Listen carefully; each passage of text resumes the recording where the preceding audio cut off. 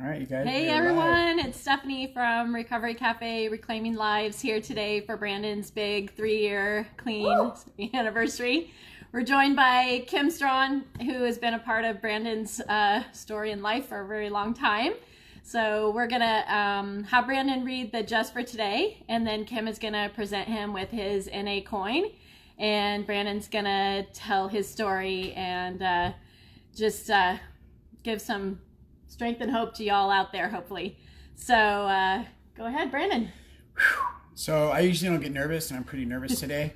So if I fumble over these words when I read it, give me grace. But yeah, I do want to just put it out there that Kim has been a friend of mine for over a decade, and we've been through some stuff, good, bad, and ugly. And I'm just super blessed to have her here today. She means the absolute world to me, and she is somebody I do consider not just a sister, but a near and dear friend.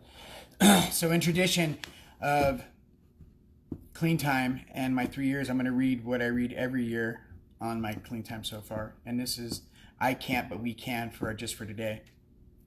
From the isolation of our addiction, we find the fellowship. We find the fellowship of people with a common bond. Our faith, strength, and hope came from people sharing their recovery. So I didn't read it all today because we have a lot going on in this, but the Just for Today, I read it every year, and this one means the most to me. But right now, I'm going to introduce Kim. Hi, my name's Kim, and I'm an addict. Hey, Kim. Since we can't do an actual meeting for Brandon to present him his coin and his key tag, I wanted to make sure that we celebrated him today, and it's good to recognize that it's not just a celebration for him or me, it's a celebration for all of us, because that's the most important thing, is to show that the newcomer that it can work. Brandon, 3 years. I would hug you, but I don't care. okay, we'll hug. I love you. I've known Brandon for like about 13 years, and when I met Brandon, I wasn't in my addiction, but I know that he was, and it's crazy to see how much he's changed. He went from where he was then, and then he went really downhill, and I went really downhill. And then by the time he got out of prison, I had a couple years under my belt, and I was able to be there for him, to show him that this program is possible. And I'm just super grateful that he decided to stay. I'm super grateful that I'm on this journey with him and that we can be here together. Love you, Brandon. Ooh, boy. Thank you so much, Kim. I know how important it is to tell your story, and I understand that the experience, strength, and hope is the most important. Today, my plan is not to talk about who I was as an addict, because we all know how ugly addiction is, and we all, unfortunately, know that story. So what I plan to do today is tell you about my story of recovery and what that means to me and how I got there. I got there looking at a prison sentence. My prison sentence looked lengthy, and by the grace of God, I sat for quite some time in the county jail, and asked the judge.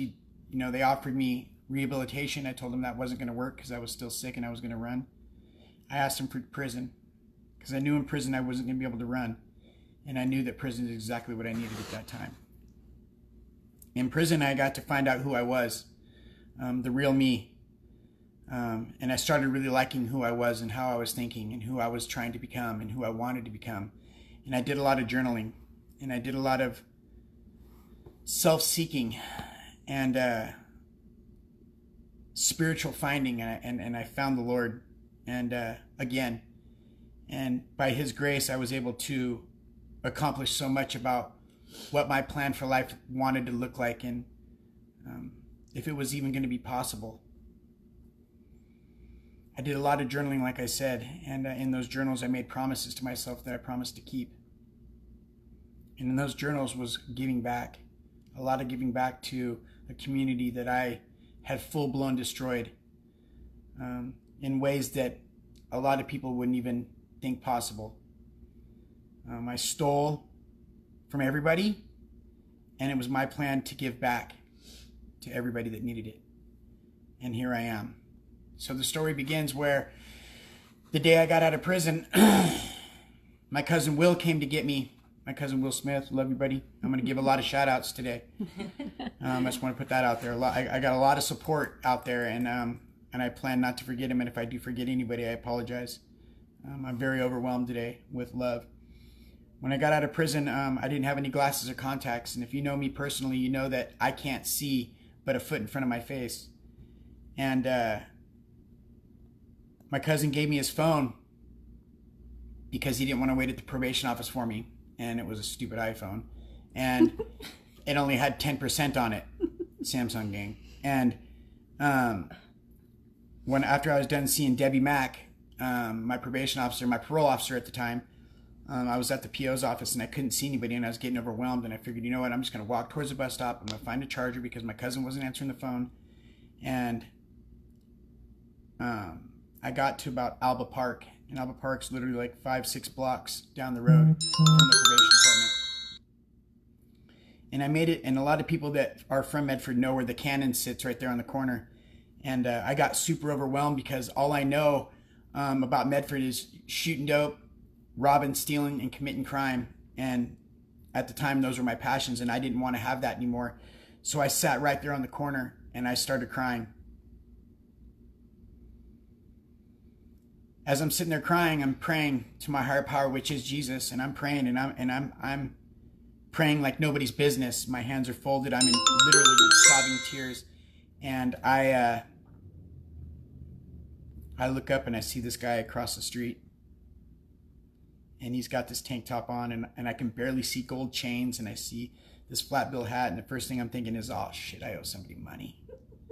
Right? Like immediately I'm thinking, I am booked. I can't tell who it is, but this guy, he's pacing back and forth and he's waiting for cars to cross, and I'm like, oh man, dude, like I'm already in it, right? And this guy walks across the street, and I'm like really put off, and he's like, hey, what's your name? And I told him, and he goes, you doing all right? And I told him, I said, no, you know, to be real serious, I've been out of prison for about 5 hours, and I'm just sitting here praying that, you know, for something. I don't know what I was praying for. I was just super scared. I didn't want to go shoot heroin. And this guy, he says, my name is Pastor Chris. And I just got done with a one-on-one, and I went to open up my door, and I couldn't open up my door. And God told me to come to be watchful and to look for you. And I didn't believe him. I told him, you're bullshit, bro. And he says, no, I really got a church right here. I said, look, I've lived here my whole life. There is no church over there. And by God, there was a church. And he asked me what my barriers were, and he asked me what my plans were, and I didn't really have any plans, and I knew what my barriers were, and I was super scared. And we walked over there and we prayed, and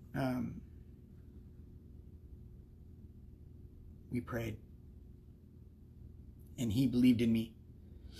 And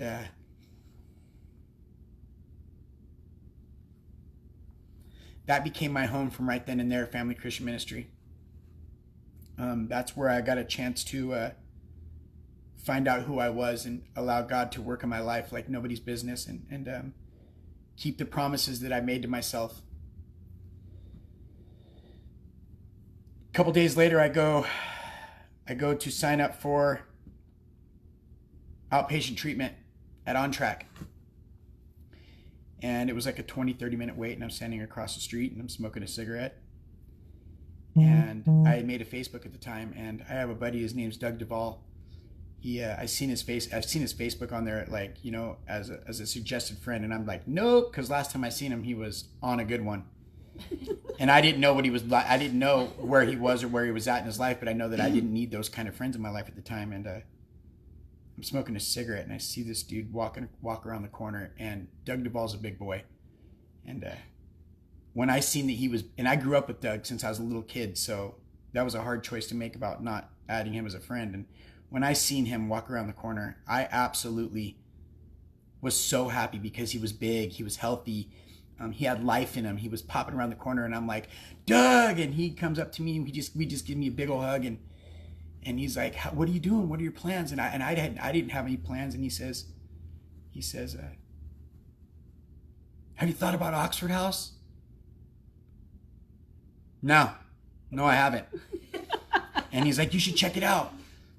We got a lot of brothers that are in there that you know. I'm like who? And he says, Marcus Jackson and Kenny Myers. And I'm like, wait a minute. They're clean? And he says, yeah. I'm like, no fucking way, dude. Like, call him right now, right? And he calls him, and Kenny Myers picks me up in his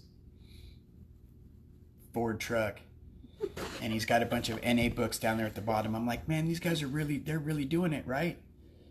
And right then and there, I knew I had a little bit more hope that I have a support system that would keep me clean, help me stay clean. I went to their Oxford House, and my gosh, man, like it was like home to me. These guys, they're friends that I hadn't seen in so long. Sean Regula, he was there. I used to use with him, and now he was clean, and he's still clean. Kenny Myers still clean. Mark is still clean. And these guys, and Doug, and I went in there, and it was like, I knew right then and there that I was going to be living at Mount Pitt Oxford House from right then. Like I freaking knew it, and I had a manipulative way to get in there. So I went and bought $180 worth of steaks. I was living at the transition center. You remember? And I was living at the transition center, and this was like on a Tuesday, and their house meeting was on a Sunday, and I was like, I got to get these guys that don't know me to like me. So I went over there every morning, and I made steak and eggs every morning for everybody in the house, and I got them to like me. And they voted me in that house.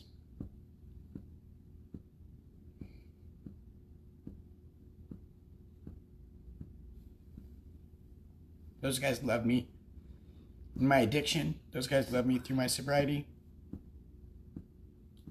And Oxford House gave me a chance to learn how to live my life. I didn't know how to pay freaking bills, dude. I didn't know what it was like to get up and go to work every day and purposely go to work. Marcus Jackson, he asked me, hey, you got a job yet? And I said, no. And he was a lead painter for Next Step Builders, but now it's Robinson's Renovation.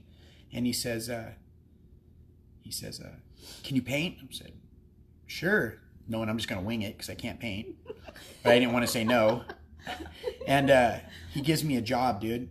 And me and Sean, we had a rough past. And Sean looked past that. Sean Robbins, he looked past that. And they gave me a chance. And I woke up every day. And I went to work for him every day. I didn't call in sick. I woke up every day and I went to work, and I was happy to work for him. They took their time to teach me a trait that I will learn, that I now know forever. I didn't know what it was like going to meetings. I didn't know. I mean, I've been in the rooms, but I didn't know what it was like going to meetings. I didn't know what it was like to fellowship with a bunch of brothers. I didn't know that what Oxford was going to give to me. So they have these things called chapter meetings that you have to go to once a month when you're a newcomer in there, because you're on blackout. Blackout sucks. Trust me. And I went to my first chapter meeting, and it was cool, man. Like, all the Oxford House, they get together and they talk about their finances and new laws and just all kinds of good stuff. And I was like, I really want to be a part of that. So fast forward to the next chapter meeting. Nicole Fox, who's amazing, dropped out of fundraising with Tiffany Atkinson and said, we need a fundraising chapter officer. And Doug Duvall raises my hand and was like, he'll do it.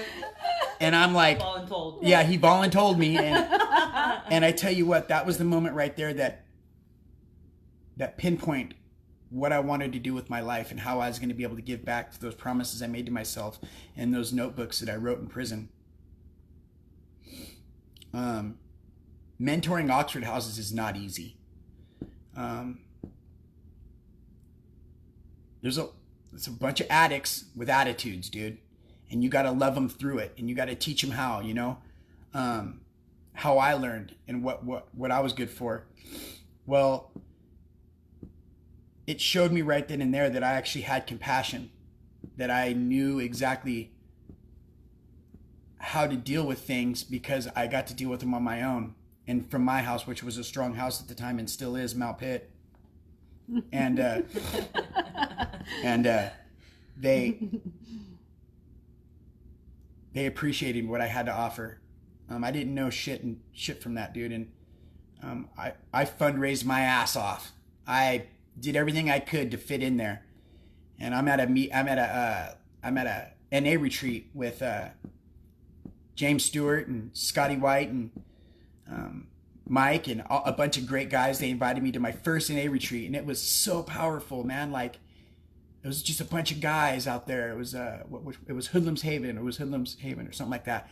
Hoodlum's Haven retreat, and it was in Sisters, Oregon, and it was so crazy cool. Like, I don't think I cried so much in front of a bunch of guys and told my story in ways that I never told anybody, guys that I don't even know, that were just the most amazing people on the face of the planet. I told my story about some stuff that I haven't told a lot of people, and I had to go take a nap. And in the middle of that nap, Heather Joe, who was the Oxford chair at the time, calls me and says, "Hey, Brandon, we just had an emergency meeting and we're sending you to Kansas City to the Oxford World Convention." Huh? Like, are you kidding me right now? And of course I start crying again. And I was just like, it was so unbelievable that I was even nominated to do something so special. I went to that World Convention, and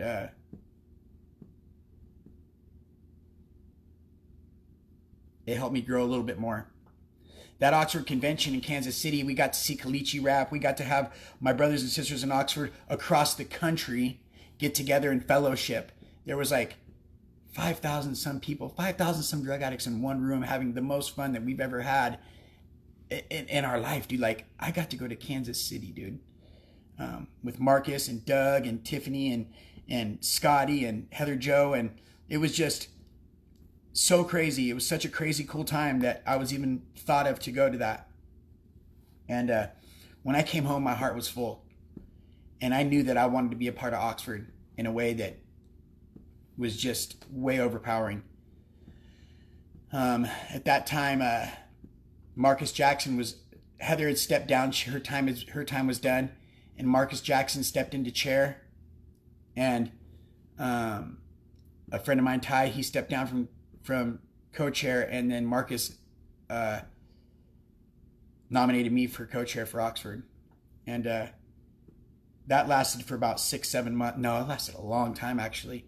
And the growth that we got to have through all that was crazy. And we gave our all to Marcus and I, and a lot of us, we gave our all to Oxford. Even after alumni, after I moved out, they asked me to stay and be co-chair. I offered to drop down, and they said, "No, we want you still here." And so did the state committee, because we didn't have a whole lot of people that were very knowledgeable about Oxford just yet. And then we got to go to DC. I don't know if you guys ever been to DC, but that shit's aggressive. They are aggressive there.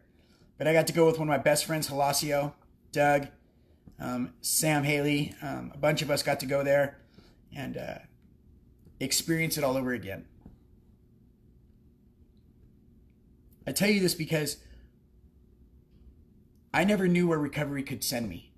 I didn't know that I was able to do the things I do, because when I was in my addiction, I was in a dark spot. If you'd asked me 3 years ago, 3 years and a day ago, if I ever thought I'd be able to do these things, hell no, dude. Like, Laugh at you. Yeah, dude. Not only was I 80 pounds underweight, but my mind was dark, and I was just not in a thought to do things like that. But people believed in me. I'm gonna back up real quick. I remember one time Jeff Brown, I was in his group, and once I think I was in there like 2 weeks. He goes, "Bro, you have a lot of support." How do you know? Like, I don't know you. And he's like, "Your name goes around a lot around here. Like, you got a lot of people backing you up on this. I hope that you know that." And I'm like, "Well, thanks. You know, that kind of stuck with me. Like, obviously it stuck with me." And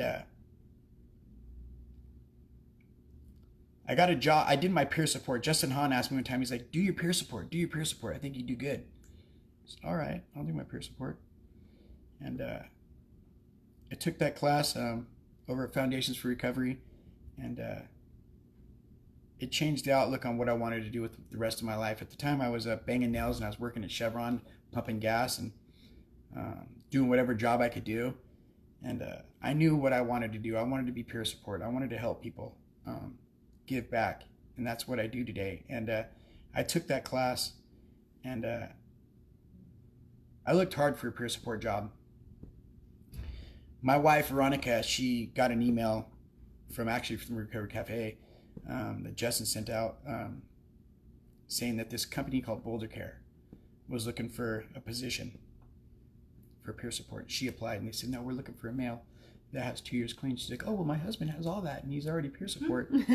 And I'm like, yeah, babe, I'll send him. I didn't, like it's an email. Who knows? I don't even know what Boulder Care is. I looked them up. I didn't really know how much about them, right? And I sent my resume and my cover letter in, and Ginger Ross, who's amazing, she hired me. She's a trickery one, dude. She tricked me a few times in that interview, and I just was real straight with her. I'm like, look, I don't know what I'm doing, but I just want to learn it all.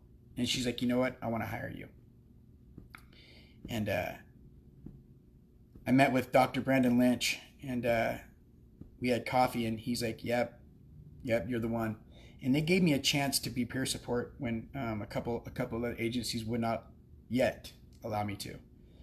And I grew from that so much. They allowed me to do things that I never thought I'd be able to do before as well. This recovery thing's real, man. Like, if you give yourself just a little bit of chance, like, your life is going to blossom like nobody's business. And I'm living freaking proof of that. They took me to Portland that time, and they did some training with Ginger, and she's so smart, and she's on top of her game, dude. And I met that Boulder team up there, Stephanie and Greg and Brian and Dave, and they're just, those guys, their heart's in the right spot. And Jordan, their heart's in the right spot, man. They're in it for the long haul, and they're gonna that company's gonna change lives. If you don't know about them, look them up, dude. They're amazing. But while that was going on, I went to see a buddy of mine, actually Bo Jessica. I was in church one day, and he's telling me, he says, you really need, he goes, I got this little coffee shop gig we got going on. I can't really tell you because it's G14 classified, but there's something big going on here, and I think you just need to meet Stephanie Mendenhall. And I'm like, what's a Stephanie Mendenhall? Now you know. Yeah, you know what I mean? And I got an email from her a couple weeks later, and it was lengthy, and I hate reading emails, but knowing her now, I understand why. But yeah, I told her, sure, and she said, yeah, Curtis Ziegler, he gives you a lot of props. And I'm like, okay, cool. If Curtis is involved, I guess I'll check it out. And I hadn't met her yet, and I went to go see a buddy of mine, Brian, that was in rehab, and I went to see him, give him a little bit of hope, and I brought him a pack of freaking Newports, and and I walk out, and I'm getting ready to leave. I give him a hug, and I'm getting ready to leave, and this lady walks up to me and says, "Are you Brandon Orr?" I probably want to say no. I'm like, nah, that ain't me. But, it's the old me. And I'm like, who's asking? She's like, my name's Stephanie. I'm like, oh, holy crap. Yeah, it's nice to meet you. And something stuck out with her. Like, when Patty was walking downstairs, and I had a lot of love for Patty. Patty's her girl. And I had a lot of love for Patty. And we talked for just a quick second. And that quick second put a lot of thought in my brain about who she was. And I had to know. One day we were leaving. I went to go drop somebody off at the Addictions Recovery Center up there to go UA, and I was coming back home, and my wife and I'm like, pull over right there real quick. I want to go talk to this Stephanie lady and see what she's about, really, like, more time. And we got to talk with her, and dude, her heart was in the right spot with this whole Recovery Cafe thing, and she talked to me just a little bit about it. And I told her I'd commit, and then we went up to her house and met her husband, Tony. And there was a bunch of just leaders up there. We had a dinner up there to talk about what this cafe looks like and what the plan was and what Stephanie's outlook was on this. And I already knew what it meant to her. And frickin' Tony, he breaks off with, okay, everybody, let's tell us the most embarrassing stories. I'm not going to tell mine here, but just know that it was bad. And I'm like, it's a bad idea. And I was like, you know what? I'm just going to go ahead and throw it out there. You guys want to know who I am? This is what I am, and this is what happened. And it was a good icebreaker. Tony did a good job. But I looked around at these people that were from other agencies who are real big deals in this town, and I just could not believe that I was sitting at a table with these guys. It was like a team of leaders, and I was a leader for the first time in my life. Not just a leader of God, but I was a leader in my community. I felt like I was starting to become. And when it opened, it was real small, a couple people. The Recovery Cafe, that is, 226 East Main. It was real small, and there was just a few people, man, and we were open for a long time, and we were still trying to balance things out. And I tell you what, in this few months, my pastor's calling in sex. I'll call him back. Log it. He as we're growing this thing, our buttons are popping off now, and I'm a circle leader now, and these circles are amazing that we have here, and we have a really, really solid core group of circle leaders that are really impressive. Like every day I learn something from them. That phone call kind of just threw me off track. I texted him. I let him know that you were on Facebook Live. Thank you. And I just gave my heart to this cafe. You know, I always say, like, without Narcotics Anonymous and without God and Narcotics Anonymous, I wouldn't be who I am today. And I wouldn't be able to perform how I perform and believe in what I believe in without the foundation that I stood on there. And I took that with me over here to the cafe. And with Stephanie's help and God's help, I was able to learn how to love people. Truly freaking love people. Which is weird for me because I used to hate people, right? Like everybody had something I wanted. Now I just want everybody to get clean, and I want to love them, and I just want to love on them, and I just want to love them for who they are, and I just want to believe in them, and these are real, genuine feelings that I have today. On the 1st of January, Stephanie asked me to be the manager over here at the cafe. At first I thought she was high. I'm like, you got the right person, dude? Like, you sure? And she's just like, yeah, like you've got it. You've got it.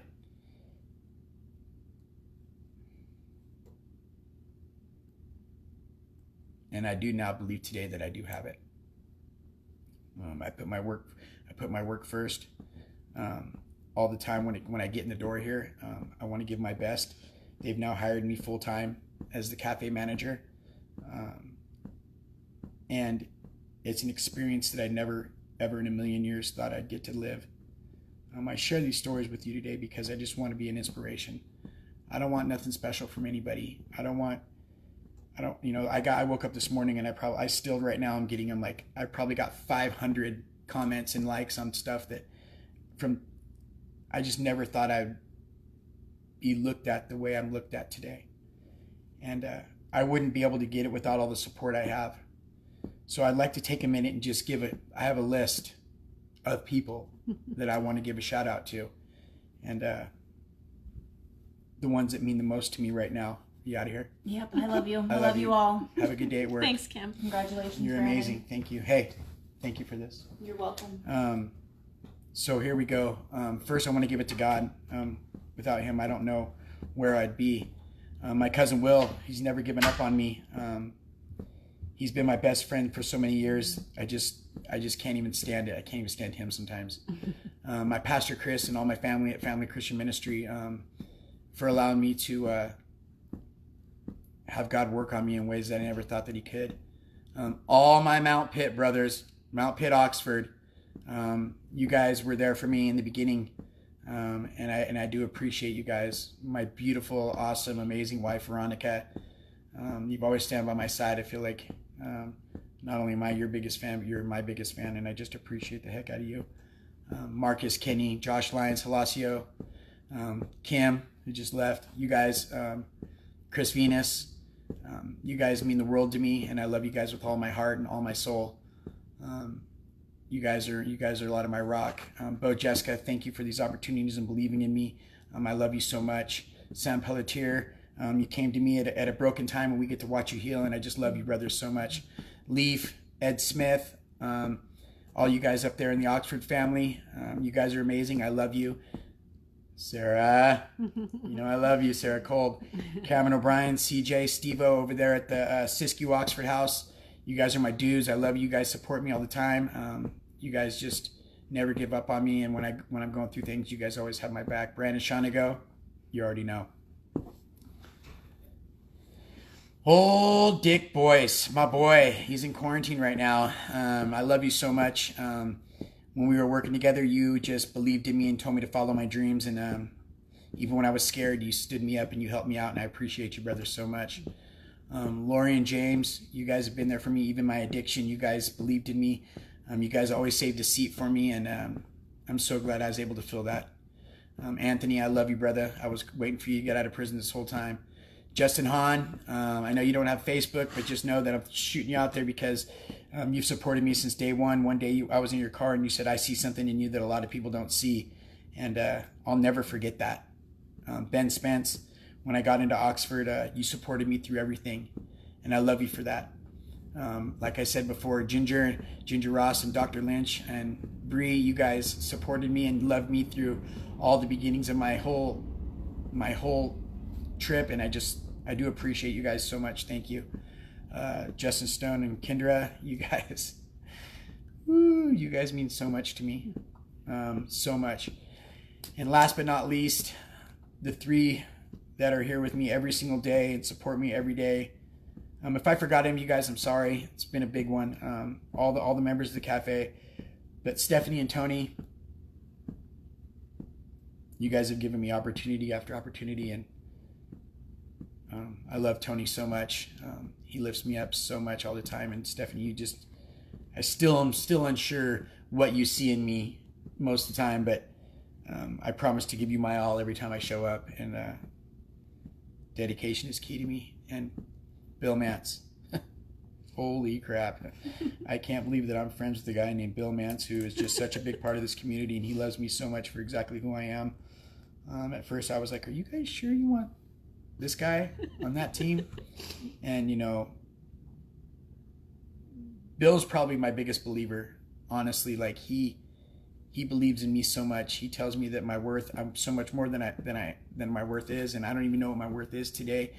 I've only got 3 years clean, and it's a big deal. I'm not selling myself short, but I never imagined I'd be this far in 3 years.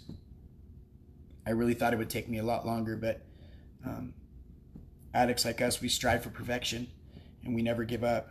I don't give up on my recovery like I didn't give up on a dope sack. I'm going to strive for my recovery every day. I'm going to live every day. I'm going to be an inspiration every day. I'm going to wake up and I'm going to help somebody every day. I'm going to believe in myself every day. And every day I wake up and I give myself knuckles in the mirror because I know I'm worth it today. I love every single person out there. I hope you guys got a little bit out of my story. There's a lot more in the gaps, but we don't have a whole lot of time. And man, that was a good little story for 30 some minutes. You guys are amazing out there. I appreciate all your support. I want you guys to remember that through this little pandemic, that the further we are away, I hope this can bring us closer together. We do these Facebook Lives because they're important to make connection. Connection is key. So when you guys are feeling alone, pick up the phone and call, because our internet and our phones still work. It's important to keep these connections through these times right now. I fully believe that this time right now is going to make us stronger once we get through it. And we can do this all together. I'm just so emotional right now. I love you guys so much, and you know where to find me whenever you guys need me. Thank you to my higher power first and foremost. Thank you for sharing. Was that good? I love you so much. Was that good? I felt like I just babbled on there for a second. So good. You guys, if you were part of the cafe especially, Brandon and his just awesomeness and what it's like to be around him. Tony and I just talk about all the time in our home how our life is just so interesting. And we laugh so much, but I'm truly honored to be Brandon's friend. I just have met so many amazing people. thank you for believing in us.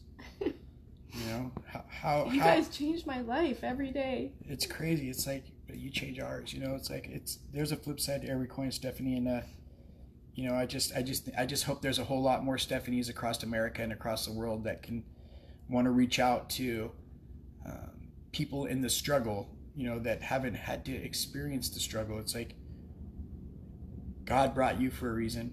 God gave you a mission for a reason, and you accepted it. And you know, we may not be a faith-based organization, but we know God likes to slither his way in wherever he can, because we do his work first. And I'm just joyed with love and compassion for you and your family. Marcus and Matt, you guys are not forgot about. That's for sure. You guys are definitely, and Bryn, you guys are all definitely a big part of this story too. I love you guys so much. So if there's anybody I forgot out there, just know that you're in my brain. And Kenny Myers, I love you to death, man. You let me sleep on the floor of your dirty room for 30 days during my blackout in Oxford, and that's where it all stemmed from. So you guys, we're here at the cafe. You guys, you want to tell them about how we changed the rules a little bit? Yeah, there's shelter in place is what I call it. I don't know, there's a couple different terms. Stay at home. I don't know what people are referring to it as. But so in Oregon now, in Jackson County, we are being ordered to stay at home unless it's for what do they call it, extreme circumstances, or, you know, those things that are essential is what I'm looking for. So we've had to cancel all events, including circles now, and Brandon and I are still coming to the office because of the type of work we do, and also our ability to be connected virtually with everyone. It's difficult to do at home. So we're here, we're accepting phone calls, and we want you to know that we want to hear from you. But currently we aren't accepting walk-ins. If you want to set an appointment with us, we can work that out as far as Skype or whatever needs to happen. We are trying to set up a Zoom. We're doing Zoom technology. We're getting that all worked out before Sunday, and we'll be in touch with the people who are current members about how they can participate in a circle. All of that's still coming. We got a lot of work to do. So we will continue to do Facebook Lives at noon, Monday through Thursday. Just keeping going, keeping like all of you. Yeah. So, man, I know you heard Brandon's story today. I hope that there's people out there that it just encourages, like the next right thing and one day at a time. Those are so important, those statements. And like Tony and I and our family, we just want you to know that we believe in you and we love you. Yeah, so there's room for everyone. Truly, there's room. There's room. If I can give you guys 2 words to live on, it's integrity and grace. Live off integrity and give yourself some grace. Yeah. Give yourself a chance to become amazing. We are survivors of addiction. We have came so far, and we can go farther with help with each other. This isn't I can't do that. I couldn't do this alone. Like, there's no way I could have done this by myself. I needed those people. I needed those people. The Ben Spences in my life, the Chris Venuses, the Sammys, the Leafs, all you guys. Like, I needed you guys in my life to keep pushing me and believing in me. So believe in yourselves. We believe in you, and we love you. And with that, we're going to let you guys go. Remember, if you guys need some one-on-ones or somebody to talk to, please call us. 541-890-0590 is my number. 541-292-1618. Text or call, or leave us an email on the website, reclaiming-lives.org. Yeah, because we want to hear from you guys, and we want to make sure that connections are made, okay? We love you guys with all our heart. God bless, and thanks for listening to me, Babylon. Bye.